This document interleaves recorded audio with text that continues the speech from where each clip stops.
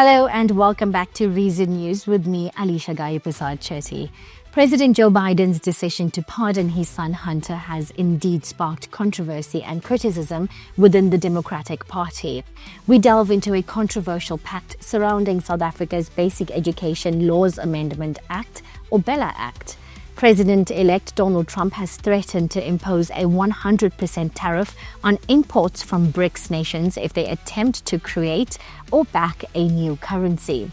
We then take a look at a music legend who recently shared a deeply personal health update. Sir Elton John, the iconic singer-songwriter known for his flamboyant style and timeless hits, has revealed that he has lost his eyesight. Lastly, we bring you the latest update in the world of sport. President Joe Biden's decision to pardon his son Hunter has indeed sparked controversy and criticism within the Democratic Party, particularly due to his previous statements that he would not take such action. Biden had repeatedly stated he would not use his executive authority to pardon his son or commute his sentence. This sudden reversal has left many Democrats feeling misled. And we have a statement from President Biden saying that today he signed a pardon for his son Hunter. He goes on to say that from the day he took office, he said he would not interfere with the Justice Department's decision-making, and he kept his word beyond that point.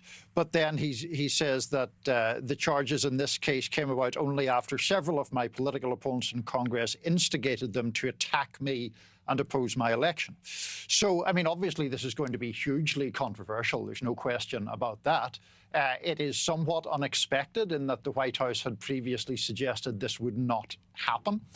There were questions certainly about commutation, for example, which I remember the White House pressing back against. Several prominent Democrats have voiced their disapproval. Representative Jason Crow expressed disappointment, stating it complicates discussions about maintaining democracy. Senator Gary Peters condemned the pardon, calling it an inappropriate exertion of authority that undermines public trust. The pardon covers any federal crimes Hunter Biden may have committed between January 1st, 2014 and December 1st, 2024, including his time on the board of Burisma. Some Democrats worry this decision reinforces perceptions of the party as elitist and out of touch with voters' concerns. The administration has attempted to justify the decision by citing political motivations behind Hunter Biden's prosecution. This pardon has created a significant rift within the Democratic Party, with many viewing it as a betrayal of Biden's previous commitments and potentially damaging to the party's credibility. Now back home, Basic Education Minister Siviwe Gwarube and Trade Union Solidarity have entered into a binding agreement regarding the implementation of the BELA Act. This unexpected alliance has ignited a firestorm of debate across the nation. The BELA Act has been lauded by some as a crucial step towards ensuring equal access to quality education for all South African children. However, critics argue that certain provisions within the Act grant excessive power to school governing bodies, potentially leading to discriminatory admission and language policies.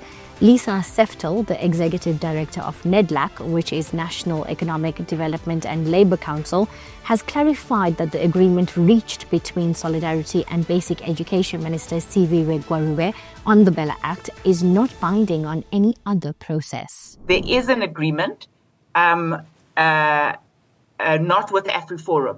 Solidarity is a trade union, and NEDLAC is empowered in terms of the Labour Relations Act to get involved in potential socioeconomic disputes with trade unions.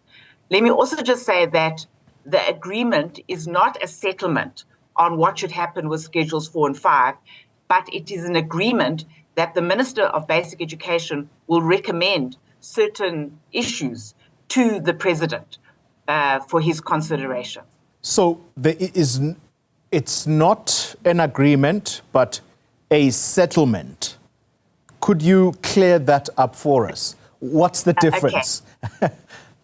Okay, so there is an agreement.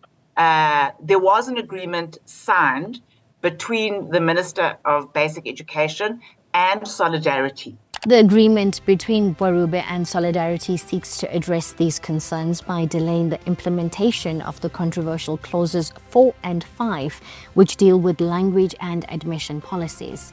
While this pact has been welcomed by some as a compromise, others view it as a dangerous concession that could undermine the transformative potential of the BELA Act. This controversy raises important questions about the balance between community involvement and equitable access in education. What are your thoughts on the Gwarube Solidarity Pact and its implications for the future of South African education? Share your opinions in the comment section below. Now moving internationally, President-elect Donald Trump has threatened to impose a 100% tariff on imports from BRICS nations if they attempt to create or back a new currency to challenge the US dollar's dominance as the world's reserve currency. This threat comes amid growing concerns over efforts by BRICS countries to reduce their reliance on the dollar in international trade. Trump made the statement on his Truth Social platform, targeting the BRICS group, which includes Brazil, Russia, India, China, South Africa, Egypt, Ethiopia, Iran, and the United Arab Emirates. He demanded a commitment from these countries not to create a new BRICS currency or support any alternative to replace the US dollar. Over the weekend, he said that those nations would face 100% tariffs if they pushed ahead with plans that have been floated, that perhaps those nations should become less reliant in global trade on the US dollar. Now, those nations include very strong trading partners with the US. It's Brazil, Russia, India, China, and South Africa. And Donald Trump saying he wants a commitment from the BRICS nations that they have no intention of launching their own currency or of becoming less reliant on the US dollar. So certainly pushing ahead with these strong statements on his intention to impose tariffs. Of course, he said last week he wanted to impose 25% tariffs on Mexico and Canada. And as far as Donald Trump's concerned, those statements are producing results. We saw, for example, the leader of Canada, Justin Trudeau, traveled to Florida for a meeting with Donald Trump at his Mar-a-Lago residence following that proclamation.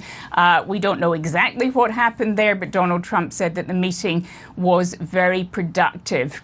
So at least publicly, the president-elect pushing ahead with apparent plans to introduce these tariffs, as you say, that's rattling markets and, of course, were to actually do it, most observers think that would drive up prices, the very thing that Donald Trump said that he wanted to bring down for the American people. So we need to see what he's able to negotiate between now and January the 20th and whether he really does go ahead with these tariffs when he becomes president on January the 20th. Trump framed this as part of his America First economic policy, emphasizing the protection of U.S. economic interests. Some economists criticized Trump's threat, arguing it could actually accelerate moves away from the dollar and undermine its global role. The potential 100% tariffs could lead to higher prices for U.S. consumers and disrupt global trade patterns. South Africa's Department of International Relations and Cooperation, DIRCO, refuted claims of a unified BRICS currency, stating the focus is on enhancing trade using national currencies. Russian President Vladimir Putin has proposed a blockchain-based international payment system, while Brazil's President Lula da Silva has suggested a common South American currency. The likelihood of a new BRICS currency emerging soon appears minimal due to economic and geopolitical disparities among member nations. This threat adds another layer to Trump's assertive approach to global economics and trade, following his previous commitments to increase tariffs on imports from Mexico, Canada, and China. And from Rocket Man to Tiny Dancer, Elton John's music has been the soundtrack to our lives for decades. But behind the dazzling costumes and energetic performances, the singer has been facing a quiet battle with his health. In a candid interview, Elton John shared that he's been gradually losing his vision due to a rare eye condition. Sir Elton John telling fans he's lost his eyesight, speaking at the London premiere of his new musical, The Devil Wears Prada. The legendary songwriter telling the audience, "I have had issues and now I have lost my sight. I haven't been able to see the performance, but I have enjoyed it. It's hard for me to see it, but I love to hear it." The 77-year-old was reportedly led off stage by his husband, whom he credited for helping him during this challenging time. I unfortunately lost my eyesight in my right eye in July because I had an infection in the south of France. And it kind of floored me, and I can't see anything, I can't read anything, I can't watch anything. Last week, the Rocket Man telling our Robin Roberts his eyesight has been severely impaired for months. And it's been 4 months now since I haven't been able to see. And my left eye is not the greatest. So there's hope and encouragement that it will be okay, but it's, I'm kind of stuck in the moment because I can do something like this, but going into the studio and recording, I don't know. Because I can't see a lyric for a start. He says he's healing from the infection, but progress has been slow. Still, he says he's grateful. I'm still standing after all this time. Yes, exactly. Yes, those lyrics must mean more to you than ever. I'm so lucky. I'm the luckiest man in the world. The news has touched fans worldwide who have flooded social media with messages of support and admiration for the singer's honesty and resilience.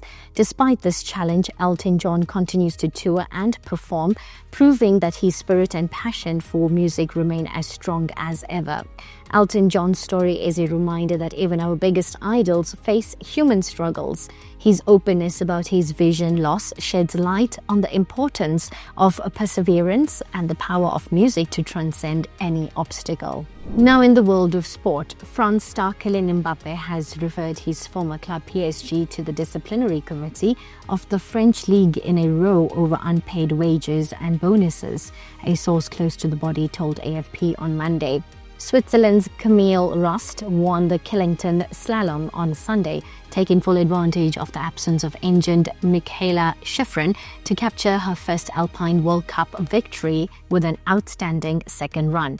Orlando Pirates suffered a surprise 1-0 home defeat by Stellenbosch on Sunday and surrendered first place in the South African Premiership to Mamelodi Sundowns. Manchester United boss Ruben Amorim earned his first Premier League win with a 4-0 rout of Everton. The Los Angeles Galaxy will host the New York Red Bulls in the MLS Cup final after two founding members of the league won their conference championship games on Saturday.